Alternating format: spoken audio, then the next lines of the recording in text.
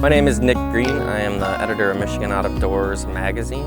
We're out here today in Marion at Tails-A-Waggin Acres doing a youth pheasant hunt in the hopes that we are kind of aiding in the recruitment, retention, and reactivation of hunters. So kind of the definition of R3 is the recruitment, retention, and reactivation of hunters, and it's vital to protecting our North American model of conservation. So in North America, we fund conservation, we fund wildlife initiatives, we fund habitat through license and angling dollars, and then excise taxes that are taken from sporting rifles, any kind of recreational shooting, fishing licenses, fishing sales, any of that kind of is our main funders of conservation. For those of us like me who grew up hunting, the steps were systematic. We knew a mentor who hunted, we learned firearm safety, and then that mentor took us afield.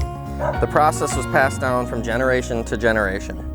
Nowadays, the aforementioned equation is more the exception than the rule.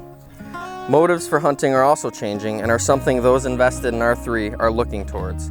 Sourcing protein, establishing a connection to the outdoors, building new skills, and a connection to the community around you are some of the reasons that adult onset hunters decide to take to the fields, woods, and streams. Out here today, if we can create one new hunter, one new license buyer, or one new conservationist, this day is a success. Events like these are needed to break down the barriers for people who don't already have a support system invested in hunting and fishing. R3 is not age specific, and it is a relatively new term in the conservation world. We need to recruit new hunters, both kids and adults, while we retain and reactivate those who have hunted at some point in their life. There's no easy process for this, and R3 coordinators have been working towards developing an effective model for the past few years. My name's Sean McKeon. I'm the Education Director for Michigan United Conservation Clubs. Today we're at a youth pheasant hunt sponsored by Michigan Outdoors magazine, teaching kids, connecting them to the outdoors and engaging them in their natural resources. These kids came from our summer camp program down in Chelsea, where we teach kids outdoor technical skills like hunting, fishing, and trapping.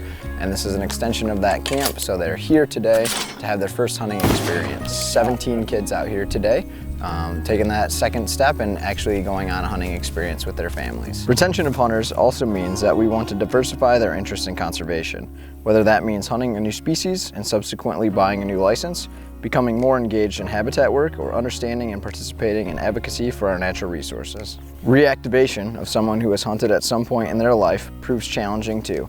A myriad of reasons exist why hunters leave the sport, go somewhere else, or just phase out. Coordinators are currently working on events throughout the state to re-engage lapsed hunters. R3 is a resource intensive, and that has been a major challenge in expanding efforts throughout the state and the nation. We need to engage people where they are comfortable, spark an interest, get them through their hunter safety program, create an opportunity to be in the field, help to build a community for this person, and follow up with them. We can no longer rely on generational knowledge to keep the hunting and angling flame burning. This event is an example and opportunity for kids MUCC hosted for a week at Michigan Outdoors Youth Camp to turn what they learned at camp into a practical hunting experience and become the conservationists of tomorrow. These kids have come from all over the state to participate in a new hobby and connect with a community of like-minded families and children. As we continue to look towards what the historical norm for hunter demographics will be, Michigan United Conservation Clubs and its partners will continue to create opportunities to engage and cultivate new participants of all ages and backgrounds in the outdoors.